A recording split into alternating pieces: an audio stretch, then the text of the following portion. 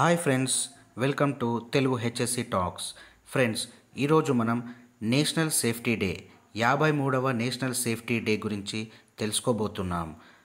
March 4 నుండి 10వ తారీఖు దాకా మనం ఈ నేషనల్ సేఫ్టీ డేని జరుపుకుంటాం.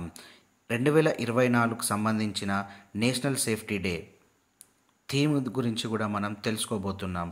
ముఖ్యంగా దీంట్లో మనం తెలుసుకోబోతున్నట్టు విషయాలు history, objective, significance, how to celebrate అనే విషయాలపై మనం ఈరోజు చర్చించుకుంటాం.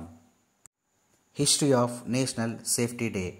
After the independence, there was a rapid industrialization in our country, which also result increase in the number of accidents.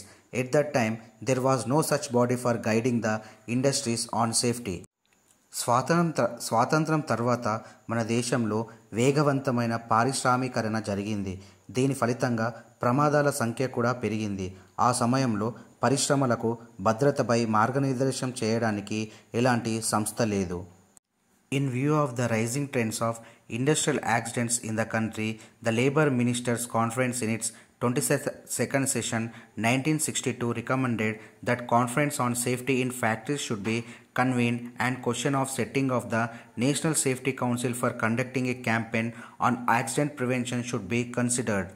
దేశంలో పెరుగుతున్న పరిశ్రమల ప్రమాదాల దృష్ట్యా కార్మిక మంత్రుల సమావేశం 1962 22వ సెషన్లో కర్మాగారాలలో భద్రతపై ఒక సదస్సును ఏర్పాటు చేయాలని మరియు చర్య నివారణపై ప్రచారం నిర్వహించడం ద్వారా జాతీయ భద్రతా మండలిని ఏర్పాటు చేయాలని సిఫార్సు చేసింది.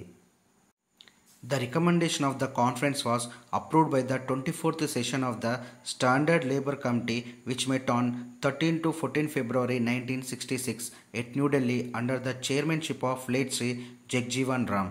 At that time he was Union Minister, and the proposal concerning the constitution of National Safety Council was set up on 4th March by the ministry.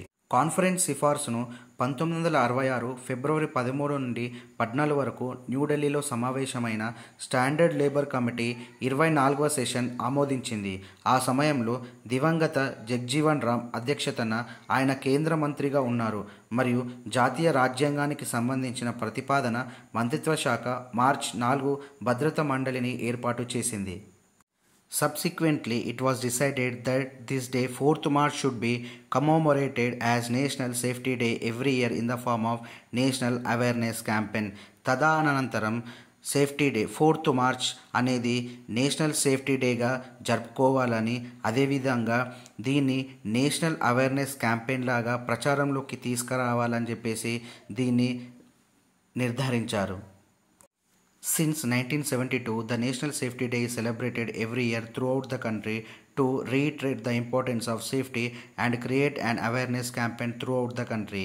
1972 నుంచి నేషనల్ సేఫ్టీ డేని దేశమంతటా కూడా మార్చ్ 4 నుండి జరుపుకోవాలని, అలాగే భద్రత యొక్క ముఖ్య ఉద్దేశం ముఖ్యానికి సంబంధించినటువంటి క్యాంపెయిన్లు ప్రచారంలోకి తీసుకురావాలని చెప్పేసి ఆ రోజు నిర్ణయం చేయడం జరిగింది. Objective of national safety day అంటే నేషనల్ సేఫ్టీ డే యొక్క లక్ష్యం promoting safety awareness, preventing accidents, educating and training, enhancing safety leadership.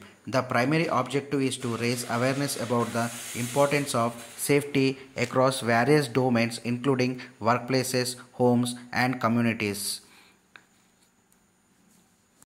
పని ప్రదేశాలు, గృహాలు మరియు కమ్యూనిటీలతో సహా వివిధ డొమైన్లలో భద్రత యొక్క ముఖ్య ప్రాముఖ్యత గురించి అవగాహన పెంచడం ప్రాథమిక లక్ష్యం.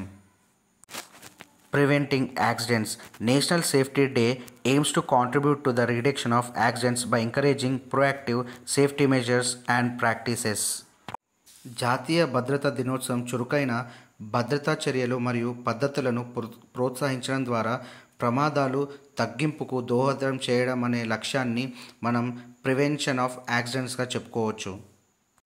వర్క్షాప్, సెమినార్లు మరియు శిక్షణ కార్యక్రమాల ద్వారా శిక్షణ ఇవ్వడం, భద్రతా ప్రోటోకాల్పై వ్యక్తులకు అవగాహన కల్పించడం మరియు వారికి అవసరమైన నైపుణ్యాలను సమకూర్చడం.